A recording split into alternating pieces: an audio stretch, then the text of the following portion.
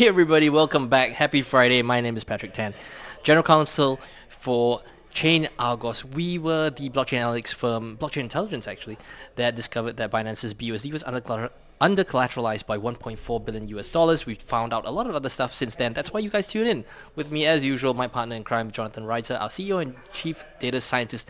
Thank you for tuning in. Some of you guys have, as usual, said that we speak too fast.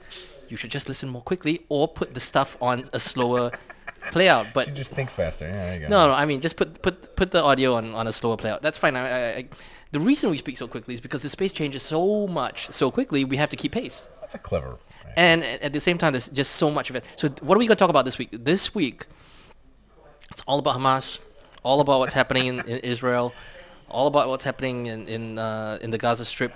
We're going to talk about one. From a finance, not From a a political finance. perspective, to be clear. To be clear, this is not a political show. We're not expressing any views. You know, it is what it is.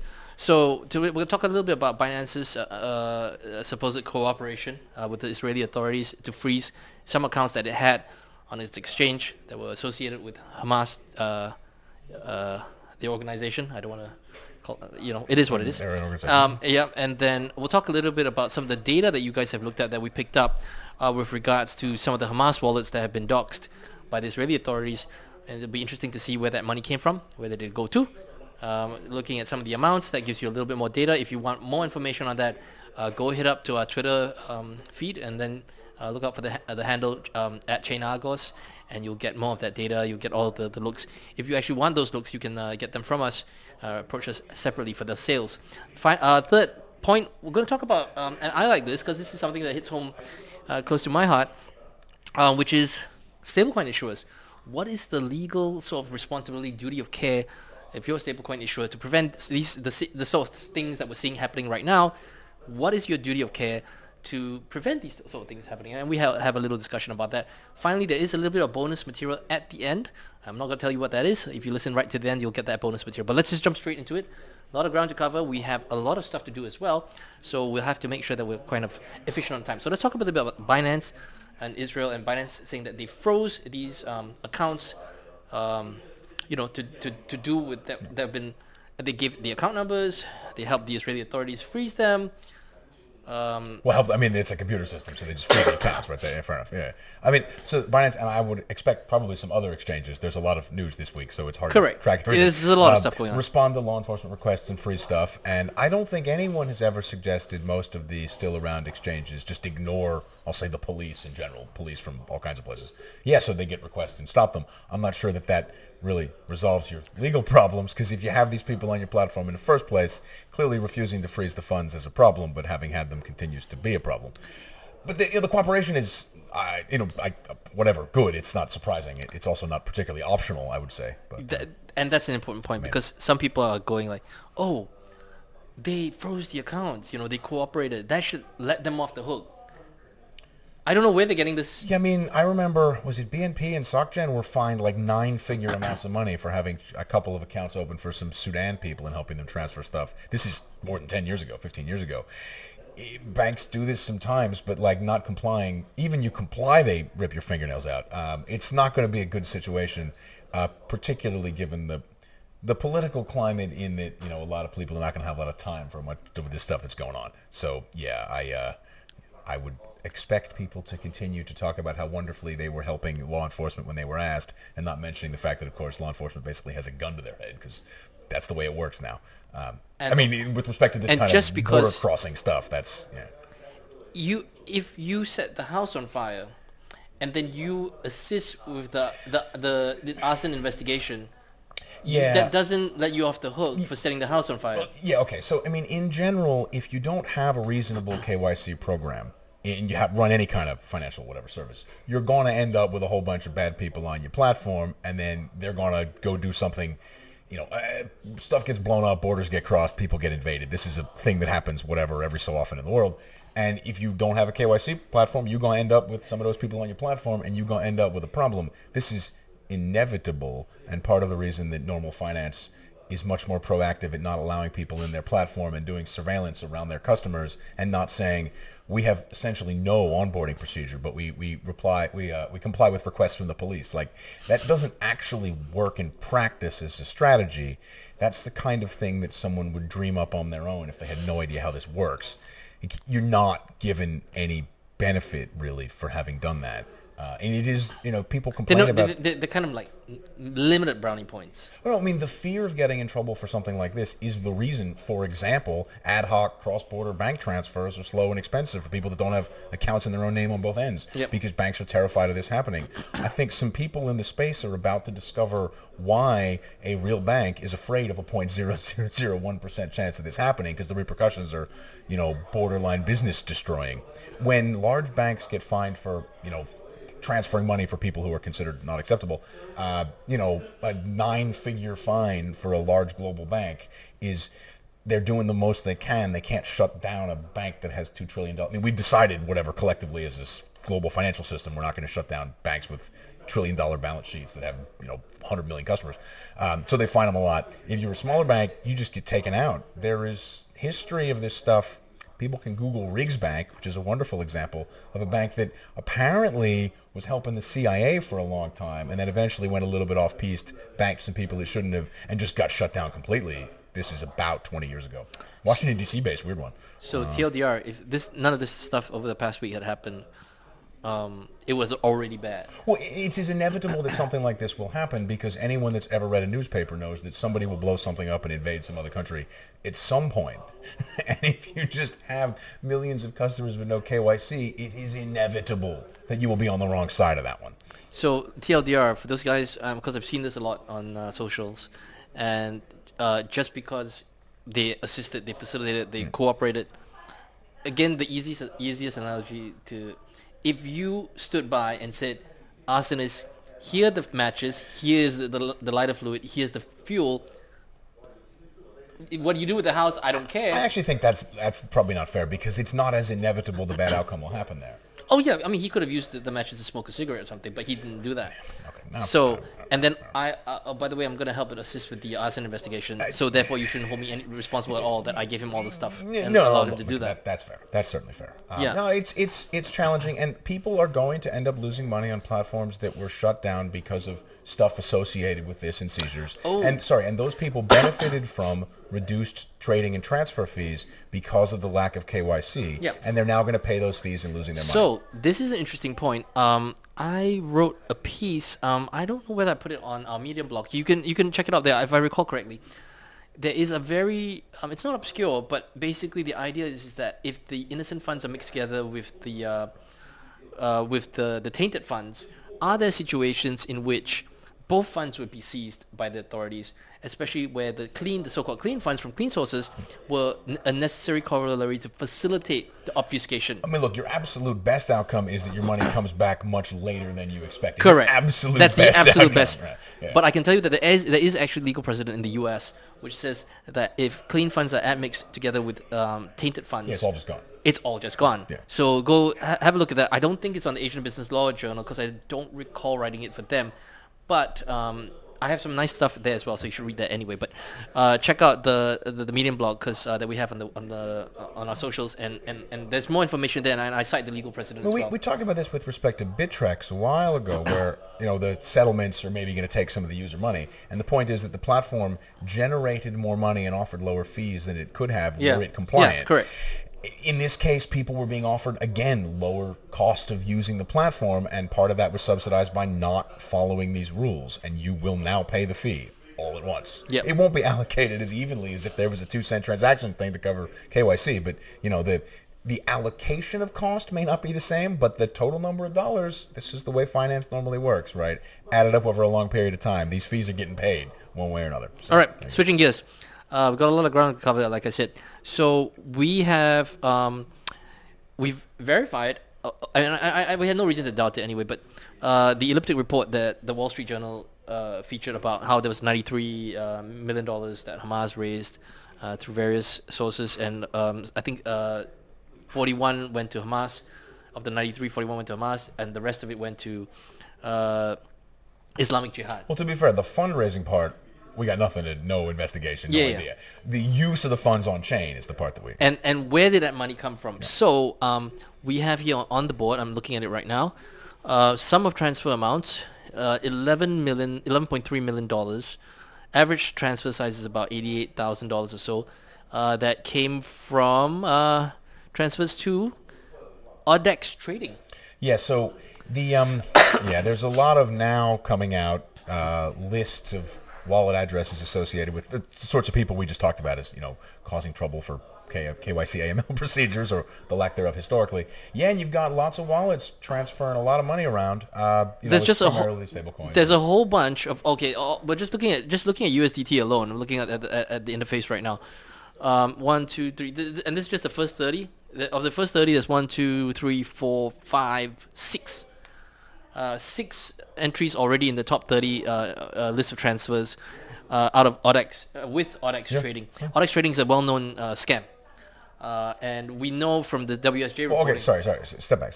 So there are a number of wallet addresses that were released by some government agency that's part of the Israeli Defense Ministry, saying these are associated with Hamas. Okay. We're just going to assume that they know. That's correct. Yeah. They're better at that than we are. Like that's not the part of forensic accounting that we do. So you can look. We have those addresses now. You stick them in the system, whatever, and it's interesting to see the volumes, the patterns, the size of the transfers, the frequency, where the money comes from and goes to. So Patrick's alluding to is in some cases those addresses are affiliated with Audax Trading and other known sort of scammy type stuff that's often tagged even publicly as sort of scam, whatever address scam token, scam project, scam whatever. So it is, and you also see stuff which stablecoins are used and which exchanges deposits come from and go to. So the first thing to note he's alluding to is that there's clearly a lot of overlap between what just looks like operational financing, we'll come to that in a second, and money coming out of scammy stuff. So I guess these guys are involved in some scammy stuff for fundraising, which is in some sense not surprising. I mean, it's known that a lot of governments that are sort of outlaw whatever often get involved in that kind of thing. Yeah. I mean, North Korea, whatever, this is a thing. Yeah. So that's not hugely surprising. It's also not hugely surprising that several of the major exchanges are receiving and sending funds from these addresses. As per the earlier discussion. What was the quote from Alvin Bro from the Binance? It is particularly interesting in that did not age well. Yeah, that did not age well. So there are some Binance addresses. Of course, it's the biggest exchange. Whatever, a lot of these are Tron transfers. And you couldn't buy an AK-47? They actually, in U.S. court filings, there were transcripts where they specifically mention Hamas. So it's going to be a problem if your compliance personnel were discussing Hamas and it turns out that you were doing a bunch of business with people the Israeli Defense Ministry says are Hamas. Nobody's saying whatever, right, wrong. We're just saying that's going to be a problem. Yes. It is definitely going to be a problem. Yeah. And there's a lot of addresses. It's not millions of addresses, but they're reasonably long lists.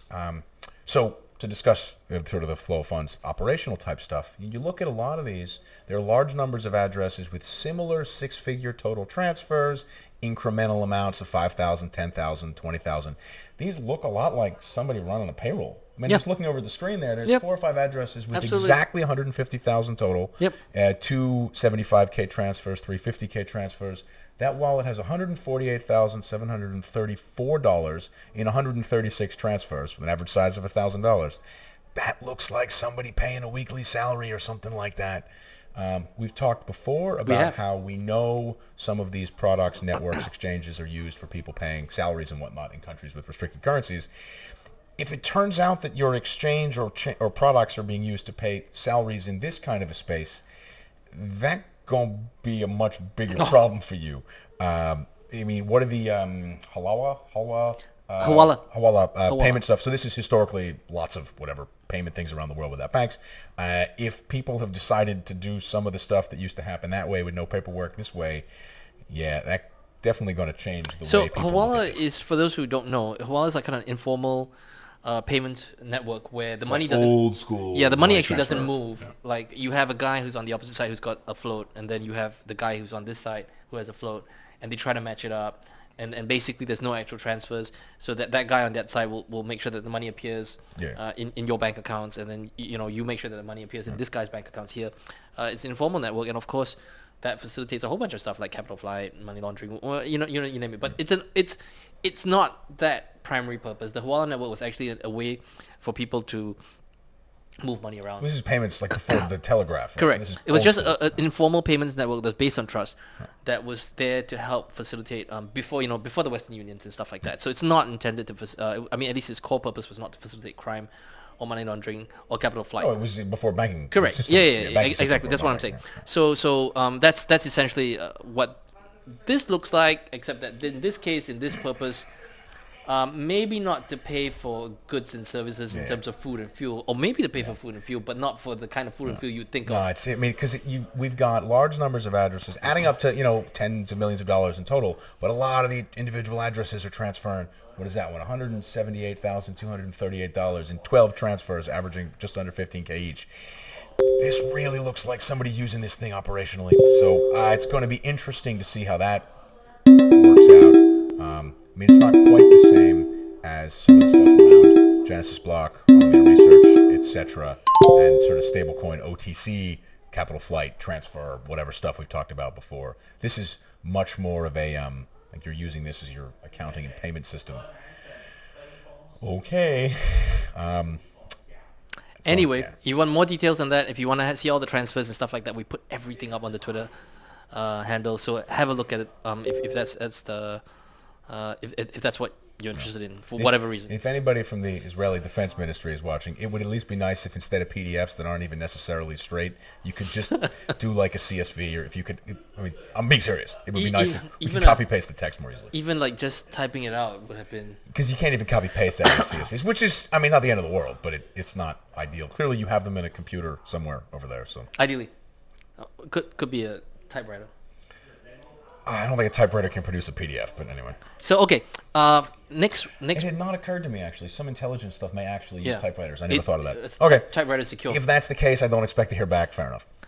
All right. So next piece, legal. So here's something that we talk about.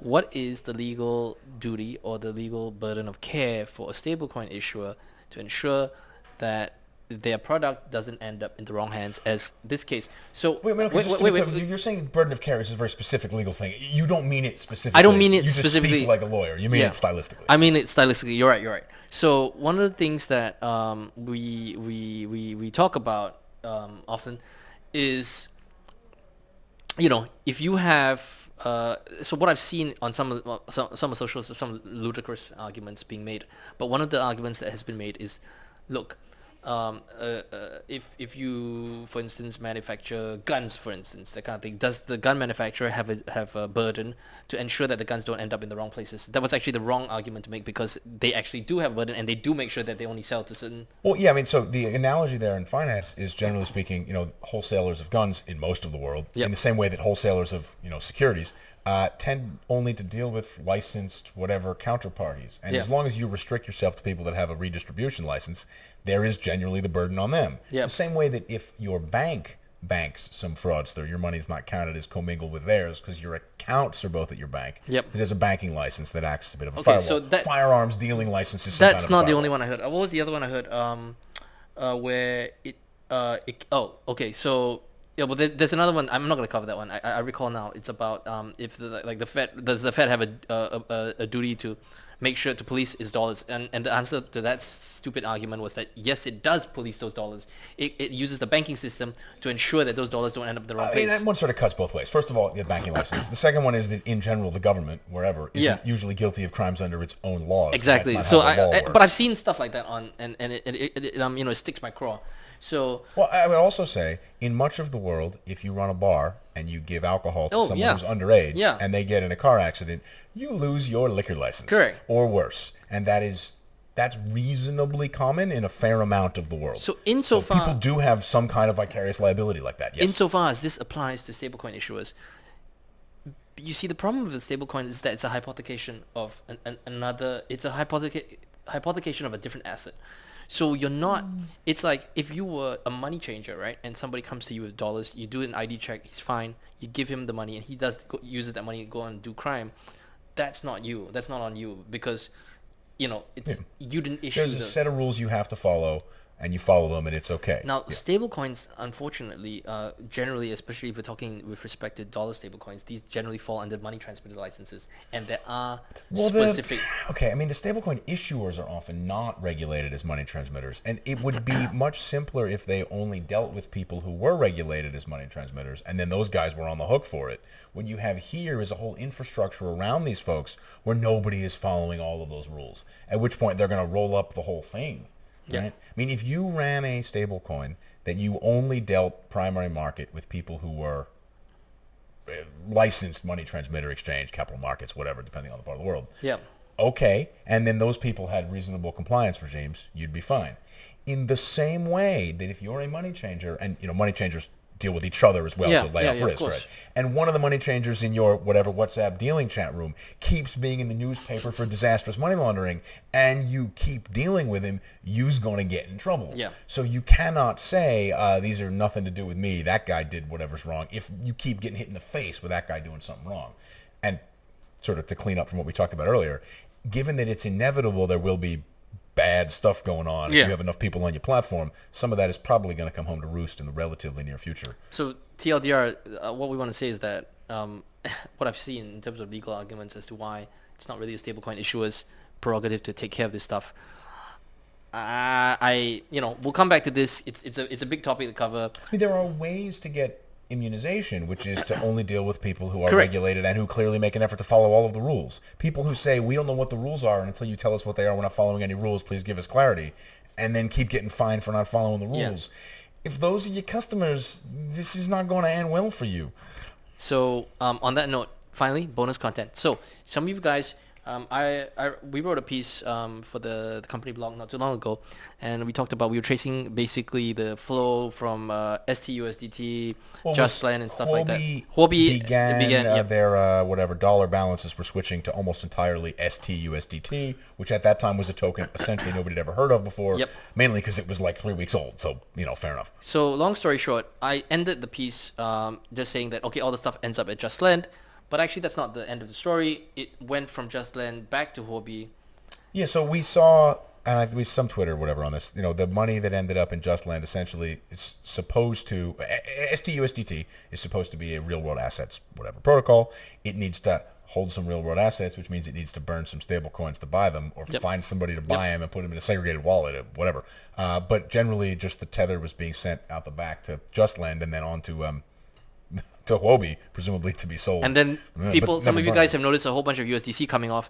So long story short, we didn't want to cover the last bit of that story, but essentially, as far as I was concerned, I think I made it pretty clear that the money's gone. Well, what I find amusing here is, basically Huobi's taken a bunch of people's money and turned it into tokens that don't appear to have any backing behind them. And then people are discussing exactly how that money was exfiltrated. Okay, but if you got robbed, it doesn't really matter how they fenced the goods, If you got robbed, right, it doesn't matter if the guy mugged you with a gun or a knife. You got robbed. Or how they sold the watch they took off you. Who cares? So to some extent, a lot of people are now focusing on the mechanics of the exfiltration of what looks like, look, maybe the money is there, the assets are there, and it's fine. Possibly. There's still been no reasonable presentation of how that works. If that's the case, then this USDC conversion stuff has nothing to do with any of this because it's an unrelated whatever pile of dollars. That seems unlikely. And on that note, thank you for watching. We appreciate it when you tune in every week. Thank you for all the comments. Thank you for all the likes. We appreciate when you do it. If you've got any comments, hit us up in the comment section below. Otherwise, smash that like and subscribe button. We appreciate it when you do that. Any questions, hit us up. Check out the Twitter feed, because the Twitter feed's got tons of free information that you might find useful, whether it be it for whatever it is that you use this information for. Otherwise, we'll see you next week. Have a great weekend from all of us over here. Talk to you soon. Bye-bye.